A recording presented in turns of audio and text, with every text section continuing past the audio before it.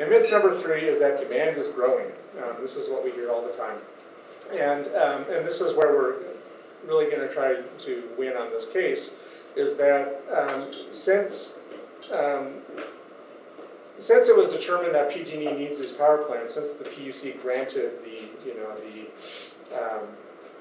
the authority to get these 1,300 new megawatts of natural gas power, PG&E itself has put out new projections that show declining natural gas usage for the next 10 years or so, and then going back up to where it is now by another 20 years, up to 2030. And you can see that the purple bars are the electrical generation part of the natural gas usage for PG&E. And this is what they're projecting.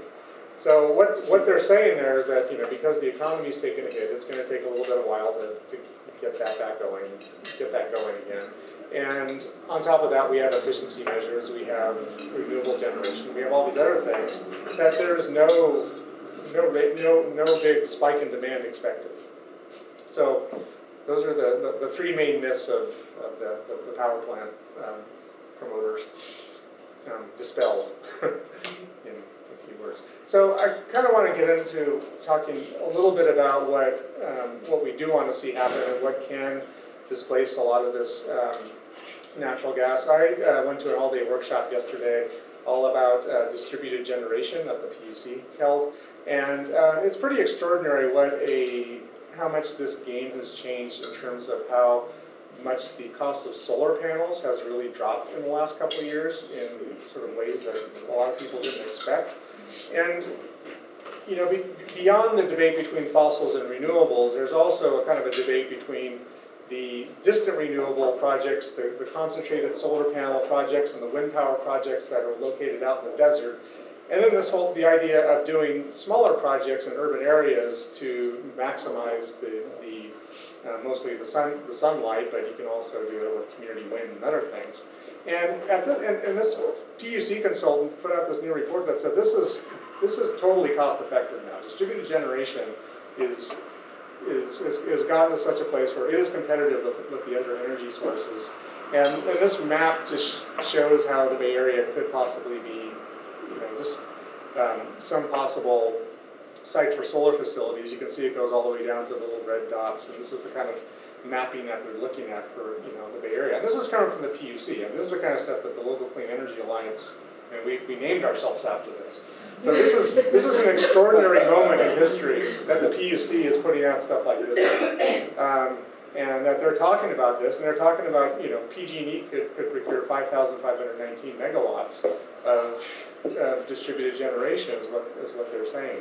And this is different than what would be called customer PV, which is what a homeowner puts on their house. This is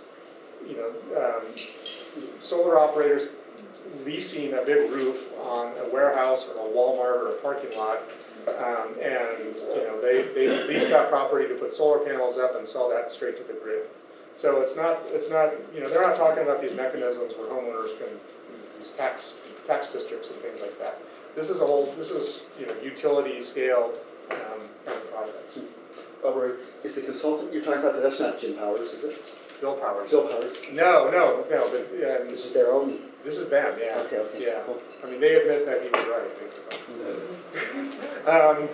And this is sort of the map that they put up that kind of shows the distributed generation potential. You can see California is just spreckled with little potential solar PV sites. Again, all where the market is. Except, these big orange ones are the big ones in the desert I was talking about. And I probably don't need to tell anybody in this crowd this, but power plants are not sustainable job creators. And the 2 power plants will create about 50 long-term jobs between them, whereas and most of those jobs will be pretty highly specialized. They probably won't go to anybody or very few people that actually live out in eastern Contra Costa County. Whereas tens of thousands of clean energy jobs are projected to come online in California, according to one report that I read. Installers, auditors, and this is where Contra Costa should be attracting. How Contra Costa County really should be attracting jobs, not through